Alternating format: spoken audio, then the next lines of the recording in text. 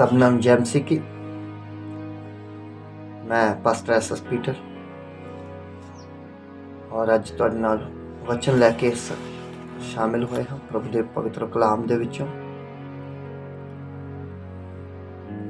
अज असी भी क्रिसमस ते मैं कुछ संदेश जिहड़ा है वो अपने लोगों को देना चाहता हाँ कि क्रिसमस ते इन्हां दिनां दे दरमियान दसंबर महीने दे विच बहुत सारा उत्साह जिहड़ा है लोगों के अंदर पाया जा रहा है। क्रिसमस नूं मनाउण वास्ते चर्चस सजाए जा रहे हैं, शोभा यात्रा, कैरा सिंगिंग, लोग पिंडां दे विच जाके मुबारकबाद दे रहे हैं। तो एक सवाल है कि असी एक काम, एक खुशी और एक आनंद चंद लोग सिर्फ और सिर्फ एक महीने लिए ही क्यों, पूरा साल असी क्यों नहीं परमेश्वर विच इन्ने उत्साहित होंदे? संडे वर्शिप करने वास्ते असी इन्ने उत्साहित क्यों नहीं है? बाइबल पढ़ने वास्ते असी इन्ने उत्साहित क्यों नहीं है? प्रेयर करने वास्ते असी इन्ने उत्साहित क्यों नहीं है? उपवास करने वास्ते असी इन्ने उत्साहित क्यों नहीं है? क्रिसमस के रिलेटिव करीबन किन्ने विषय हैं और उन्होंने विषयों में जो असी बड़ी गहराई दे नाल पढ़ते हाँ, बड़ी गहराई दे नाल जानने की कोशिश करते हाँ, तो की असी उस वचन के द्वारा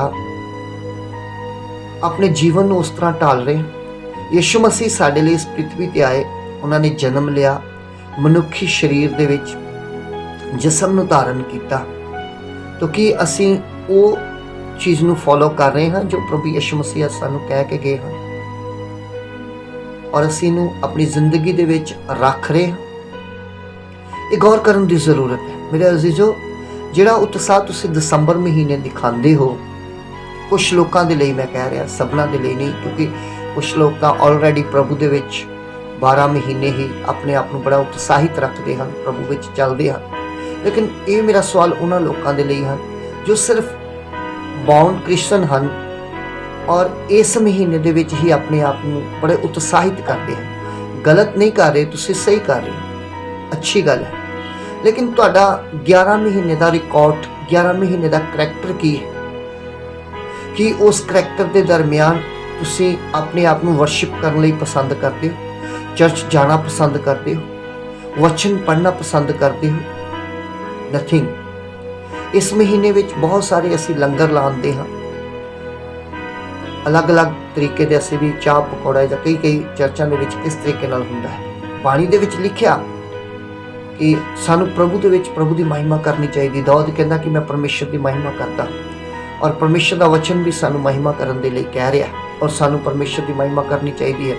भजन संहिता 100 दे विच ये गल कही गई है कि सारियां कौमां परमेश्वर की महिमा और वडियाई कर।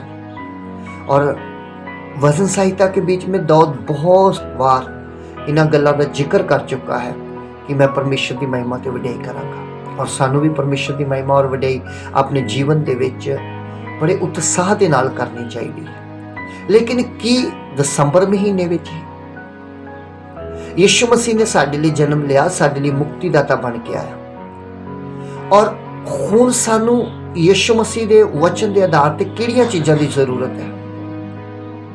प्रभु का वचन दसदा है सानू ताज की लोड़ है कि सानू प्रभु के घर च एक सिंघासन ताज मिलना है। नंबर 2, सानू स्वर्ग की जरूरत है। नंबर 3, साडा जीवन की पोथी दे विच नाम लिखिया होना बहुत जरूरी है। और नंबर 4, असी परमेश्वर के नाल रह के स्वर्ग दे विच उस नगर दे विच, उस नगरी के दरमियान जिहड़ी परमेश्वर ने अपने विश्वासी लोगों के लिए तैयार की है, परमेश्वर पे विश्वास रखने वालों के लिए अपने आप को तैयार करना, मुक्त लैण लई काम करना, जीवन की पोथी च नाम लिखवाउण दे लई, स्वर्ग जाण दे लई, ये काम जरूरी है। इस संसार विच तुहाडे लिए आशीष और बरकत जिहड़ी है वो तुहाडे लिए ऑफर है। जिस तरह एक नाल एक चीज़ फ्री है, उस तरह ये ऑफर है। जो तुसीं अपना समर्पण प्रभु दे विच दिंदे हो, मत्ती दी अंजील 7 अध्याय च लिखिया, तुसीं पहलों परमेश्वर की सच्चाई और उहदे राज की खोज करो। परमेश्वर की सच्चाई और उहदे राज की खोज करो, दुनिया दी चीज़ां जिहड़ियां हन वो तुहानूं पिछे पै के मिलणगियां। परमेश्वर का वचन सानू दुनिया दीयां चीज़ां पिछे पै के मिलन दे लई कह रहा है। और इस तरह लिखा, पर तुसी पहला उहदे राज अते उहदे धर्म नू पालो तां तुहानू ये सारियां वस्तां दित्तियां जाणगियां। यीशु मसीह ने निकोदेमुस नू कहा, जिन्ना चिकर मनुख जल और आत्मा तो जन्म ना ले स्वर्ग दे राज नू देख सकदा नहीं। तो ये सवाल जिहड़ा मैं कीता, कुछ लोग बिना बपतिज्म लिए, बिना तौबा कित्या, पश्चाताप किते बिना ही अपने आप नू प्रभु नू समर्पण कर चुके हैं, लेकिन तौबा नहीं कर रहे, वो नशे नहीं छड्ड रहे हैं, बुरियां आदतां नहीं छड्ड रहे हैं, अपनी बुराई का त्याग नहीं कर रहे हैं। तो क्या इन्हां लोकां दे लई एक क्रिसमस सचमुच खुशी दिहाड़ा है? अगर तुसी साल विच एक महीने दे दरमियान लोकां दे विच, लोकां दे घरां दे अंदर जाके मेरे अजीज लोगों मुबारकबाद दिंदे हो और तुहाडी जिंदगी आप हनेरे विच है, तो तुहाडी मुबारक दा कोई फायदा नहीं। तुसी इस महीने विच बहुत ज़्यादा उत्साह दिखाते हो और अपना जीवन यीशु मसीह नू नहीं दिता, और जो यीशु चाहता है कि असी अपना बदल दिए और बदलिया नहीं है, तो तुहाडी ये क्रिसमस तुहाडे लई कोई बेनीफिट नहीं है।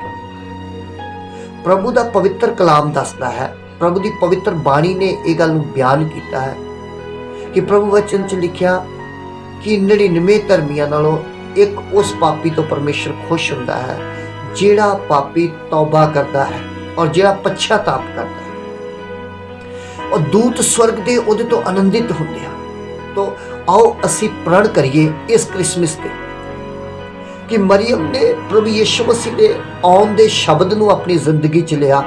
दूत ने मरियम नू आख्या, मरियम परमेश्वर की कृपा तेरे ते होई, तू पुत्र नू जन्म देवेगी। तो उन्हें उस शब्द नू अपनी जिंदगी च लै लिया दूत नाल गलबात करके। क्यों ना अज भी असी यीशु मसीह के दिते हुए शब्द नू अपनी जिंदगी च लईए।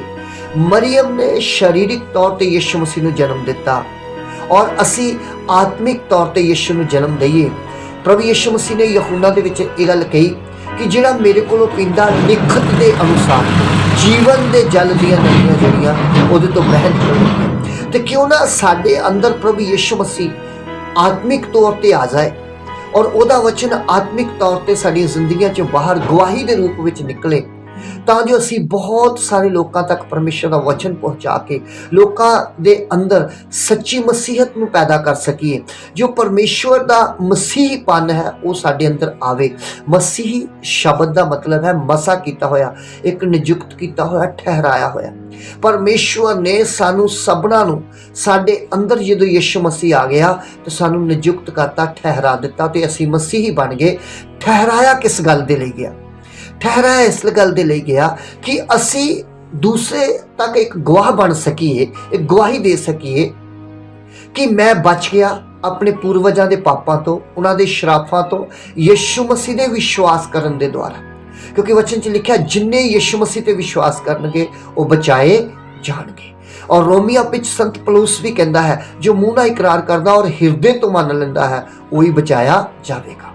तो मेरे अजीजो, असी बचाए गए हाँ नरक विच पैन तो, असी बचाए गए हाँ सजा विच पैन तो, असी बचाए गए हाँ डंड थले आन तो। ये साडा बचाव हो चुका है। शरीर दे गुनाहां दी सजा जिहड़ी परमेश्वर वालों मनुख नूं मिलदी है, असी उहदे तो बचाए गए हाँ। इसलिए असी अपने बचाए जाने का इकरार लोकां तक होका दईए, लोकां तक इहदी मनादी करिए कि असी बचाए गए हाँ, तुसी भी बचाए जाओ। असी इसलिए नियुक्त किए गए, इसलिए मसीह किए गए हाँ।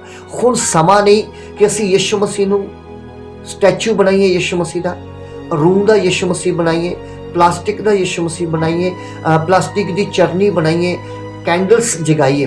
कैंडल्स जगाने का समय नहीं है। हुण जिंदगी दे विच रोशनी करने का समय है, क्योंकि पवित्र वचन दसदा है इफसियों की पत्री दे विच 1:17 के दरमियान कि प्रभु यीशु मसीह का परमेश्वर अपने पूरे ज्ञान और तेज का प्रकाश का आत्मा तुहानूं दान करे कि तुहाडियां मन दियां अखां खुल जान, तुहाडे मन का हनेरा दूर हो जाए। तो अज तुहानूं सानू अपने अंदरों हनेरा दूर करने की जरूरत है।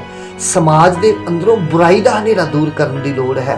ऊच नीच, जात पात, जिहड़ियां गल्लां समाज की डिवेलपमेंट के लिए रुकावट हैं, साडी मानसिक सोच नूं ਰੋਕ ਰਹੀਆਂ ਹਨ ਉਹਨਾਂ ਨੂੰ ਸਮਾਜ ਵਿੱਚੋਂ ਕੱਢਣ ਦੀ ਜ਼ਰੂਰਤ ਹੈ। ਤਾਂ ਅੱਜ ਯਿਸੂ ਮਸੀਹ ਨੂੰ ਸਾਨੂੰ ਆਪਣੇ ਜੀਵਨ ਵਿੱਚ ਲੈਣ ਦੀ ਲੋੜ ਹੈ। ਤਾਂ ਮੈਂ ਇਹ ਬੇਨਤੀ ਕਰਦਾ ਹਾਂ ਤੁਹਾਡੇ ਸਭਨਾਂ ਦੇ ਗਾੜੀ ਕਿ ਯਿਸੂ ਮਸੀਹ ਨੂੰ ਆਪਣੇ ਜੀਵਨ 'ਚ ਲੈ ਕੇ ਆਪਣੀ ਜ਼ਿੰਦਗੀ 'ਚੋਂ ਜਨਮ ਦਿਓ। ਆਤਮਿਕ ਤੌਰ ਤੇ, ਸੁਭਾਵਿਕ ਤੌਰ ਤੇ ਮਰੀਮ ਨੇ ਸਰੀਰਕ ਤੌਰ ਤੇ ਜਨਮ ਦਿੱਤਾ ਹੈ, ਅੱਜ ਸਾਨੂੰ ਯਿਸੂ ਮਸੀਹ ਨੂੰ ਆਤਮਿਕ ਤੌਰ ਤੇ ਜਨਮ ਦੇਣ ਦੀ ਜ਼ਰੂਰਤ ਹੈ, ਸੁਭਾਵਿਕ ਤੌਰ ਤੇ ਜਨਮ ਦੇਣ ਦੀ ਲੋੜ ਹੈ। ਪ੍ਰਭੂ ਦੇ ਪਵਿੱਤਰ ਵਚਨ 'ਚ ਲਿਖਿਆ ਫਿਲਿੱਪੀਆਂ ਦੇ ਵਿੱਚ 2:5 ਦੇ ਵਿੱਚ, ਤੁਹਾਡਾ ਉਹੀ ਸੁਭਾਅ ਹੋਵੇ ਜਿਹੜਾ ਮਸੀਹ ਯਿਸੂ ਮਸੀਹ ਦਾ ਹੈ। ਸਾਡਾ ਸੁਭਾਅ ਯਿਸੂ ਮਸੀਹ ਵਾਲਾ ਸੁਭਾਅ ਹੋਵੇ। ਇਸ ਗੱਲ ਨੂੰ ਅਸੀਂ ਆਪਣੇ ਜੀਵਨ ਵਿੱਚ ਲਈਏ ਔਰ ਇਸ ਗੱਲ ਦੇ ਮੁਤਾਬਕ ਅਸੀਂ ਚੱਲ ਕੇ ਪਰਮੇਸ਼ਰ ਦੀ ਮਹਿਮਾ ਔਰ ਵਡਿਆਈ ਕਰੀਏ। ਪ੍ਰਭੂ ਇਸ ਵਚਨ ਨਾਲ ਤੁਹਾਨੂੰ ਆਸ਼ੀਸ਼ ਬਰਕਤ ਦੇਵੇ। ਜਲਦੀ ਮਿਲਦੇ ਹਾਂ ਨੈਕਸਟ ਵੀਡੀਓ ਵਿੱਚ ਪ੍ਰਭੂ ਦੇ ਹੋਰ ਵਚਨ ਨੂੰ ਲੈ ਕੇ। ਖੁਦਾਵੰਦ ਆਸ਼ੀਸ਼ ਦੇ ਸਭਨਾਂ ਨੂੰ ਜੈ ਮਸੀਹ ਦੀ।